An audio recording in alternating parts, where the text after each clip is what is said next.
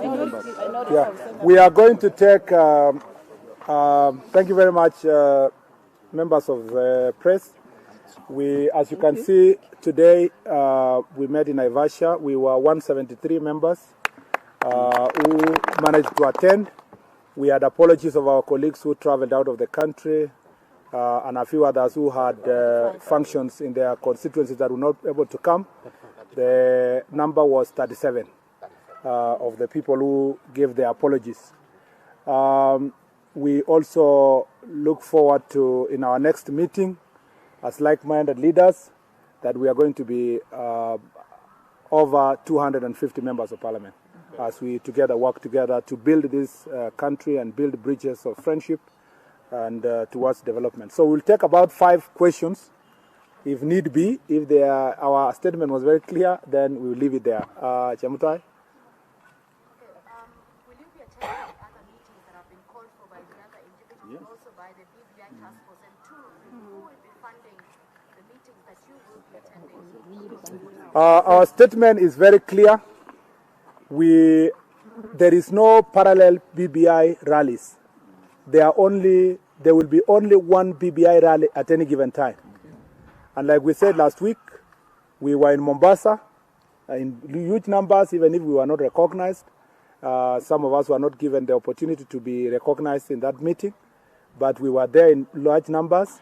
We shall be in the next meeting that we are told it will be either Kitui or Embu of Meru. And because our contribution to this process is to ensure that it reaches every part of the country, as written in our statement, we are enhancing the number of the rallies for everybody. For everybody, we welcome the president, we welcome the deputy president, we welcome the leader of opposition and the leader of political parties across the country, that is Mudavadi, Wetangula, Gideon Moy, and many other leaders of different political parties. We welcome them to these rallies because we want to build bridges of friendship. We agreed last week that we've ended the discussion of us versus them. So in the Nakuru rally, we are expecting His Excellency the President, if his schedule permits, His Excellency the Deputy President, former Prime Minister Raila Odinga, former Vice President Kalonzo Musyoka, Musalia Mudavadi, Wetangula, and all other leaders of party, including Dida and Okuru Okot. We want all Kenyans to meet in Nakuru and demonstrate that this us versus them is over. So there are no parallel rallies. Number 2, for every rally where we shall take the lead in terms of organization, we have agreed that we will fundraise for the local leaders. All ourselves will make contribution towards the local leaders to be able to organize logistics for the functions. Since this is a people-driven process, we don't believe that anybody should be paid any allowances to attend a meeting. Ours is just to logistical support, public address, podium, organizing the place, ensuring that we have ambulances and so forth to ensure, because the crowds will be many and security is put in place. We will work with all 47 governors, and we expect the governor of Nakuru to be there to also join us. The senator of Nakuru is already here. The MPs of Nakuru are here, and all of them are going to work together to ensure that that Nakuru rally demonstrates the real message of building bridges. Number 2, sorry, I don't know your name. You are on record as saying that you support a plebiscite. India, your issues don't really require a referendum. Notably, the issue of judiciary funding. What if you have the chairman of the budgeting committee in the National Assembly there, the member of parliament? Do you think it's could sort it out? The judiciary fund can be sorted out and has been sorted out by Parliament. But because of procedural and bureaucratic processes, it's been impossible for the judiciary to function. You remember the Chief Justice is complaining about the manner in which the money is being released from the Treasury to the judiciary. Now we are entrenching it in the Constitution to ensure that it is a particular figure, just like CDF is a particular figure in the law, just like all money going to counties no less than 15%.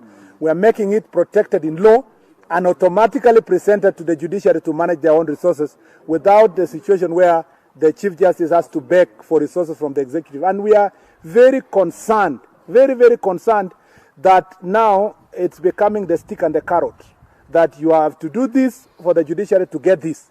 That must come to an end, and it can only come to an end when we have a proper constitutional amendment that safeguards the judiciary. Yes. The third question, and you keep introducing yourselves.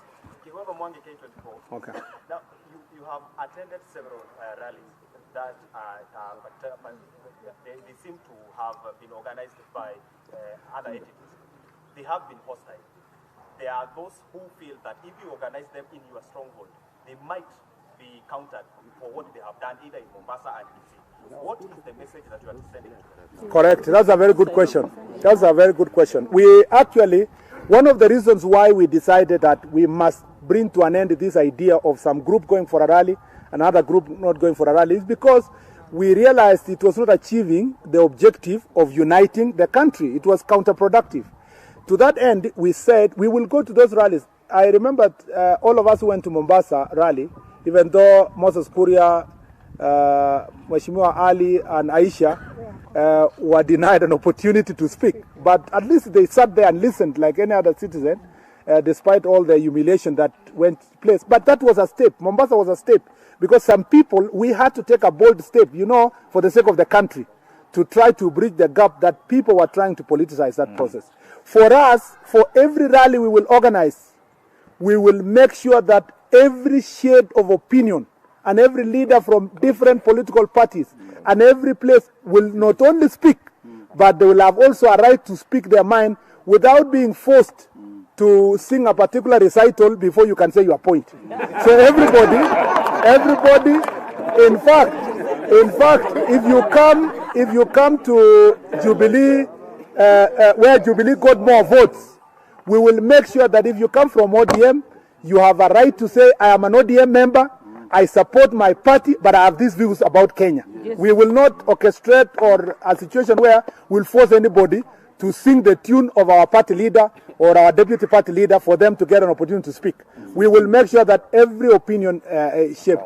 Number two, we have said the meetings that are already been put in place initially, we want now, because we want to put the country together, we want to ensure that the steering committee, a steering committee that is all-inclusive, is put in place to ensure that those functions and rallies are properly organized.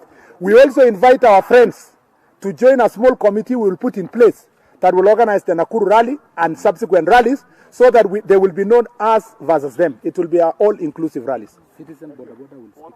The last one? That's the last one. On NTV. Initially, a term, you know, the rallies that have been going from Kisii, like a popularity meeting, geared towards some ambition, possibly 2022 succession. And right now, you're saying, you know, you're going with it. Isn't it double standard?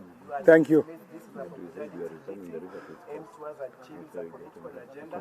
That is one. Number two, we're going to make the document public in terms of, you mentioned, you're going to ensure that at the constituency level, Mwananchi gets to know Correct. What the BBI should be all about. Are you going to print your own document? Thank you.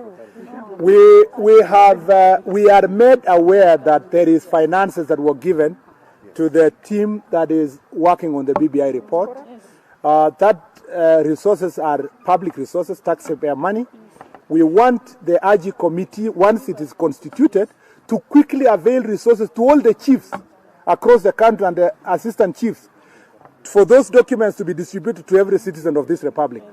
We will be able, from the resources we will contribute from our pockets for organizing meetings. We can't possibly print enough copies that can reach every citizen. We will try where we can, but that is tokenism.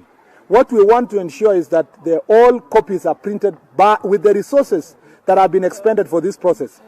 In terms of whether the functions in Western and Kisii were political, I am very happy that in your question you never mentioned Mombasa.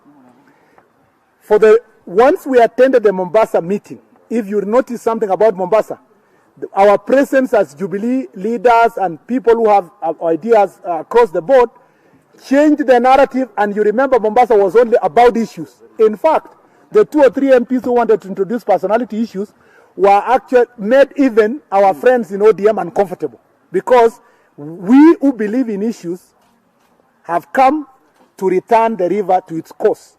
and that cause is about issues and uniting the country. We will not allow in our political, in our public engagements, any conversation that will be geared towards one side. We'll talk about Kenya or individual. We'll never discuss an individual. And I want to say that the people who are going to speak in these meetings, there is only one condition that people must keep up to. The condition is that you must be a Kenyan, and number two, you must have the patience to listen to hustlers. That is border people, common mwananchi, common farmers, matatu drivers, touts. If you are averse to Mama Mboga and the team, then you might find yourself bored in those meetings. Ours is Mama Mboga based conversation. We want to take that conversation to the very simple and local level to ensure that this country is moved forward. At the last question. My name is Lilinjiro working for Monte. That's the last question. Is referendum necessary? Oh, okay, sorry, thank you. We will cross the bridge once we see the document that is moving forward. If you look at remember there is only, I want everybody to hear this, there is only one BBI report. Exactly. Yeah? That report already proposes certain constitutional and legal amendments. Once the draft is finalized, and we believe that draft will be faithful to that BBI report, then it will not be for Murkomen or any other person here to determine whether the referendum will be there or not. It will be determined by the issues that the people have been presented. Once those issues have been proposed, it will dictate whether there will be a referendum or not. For avoidance of doubt, the people who are here support fully a referendum that will capture the issues, and unconditionally a referendum that will capture the issues that were captured in the BBI report, and the issues that are going to capture the matters of, we don't have another BBI report. I hear my colleagues saying Bomas. There is only one BBI report that was launched in Bomas. That is it. And that is what we are telling the country. We do not believe in other underhand deals and night meetings that are going to come up with documents that have not been validated by the people of Kenya. And if the people of Kenya in the ultimate report say we go for referendum, we in this group have said that referendum must be brought quickly and must be decided fast to avoid further politicization of the country, and we move back to development that is going to affect the people of Kenya. Asanteni sana. Okay, please, ya mwisho kabisa. No, we will cross there when we come there.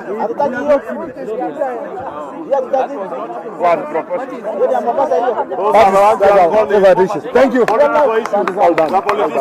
Tulipendekeza 3.5% ya rasilimali ya taifa iende kwa uhuru ya mahakama. Uhuru ya mahakama itatambulika iwapo mahakama itakuwa na rasilimali ya kutosha kuweza kufanya kazi yao. Bila rasilimali, mahakama haitoweza tekeleza wajibu wake. Si haki jaji mkuu kuomba kila asubuhi. Ni haki 3.5% ya rasilimali ya taifa itengewe mahakama waweze kutekeleza kazi yao kwa njia huru.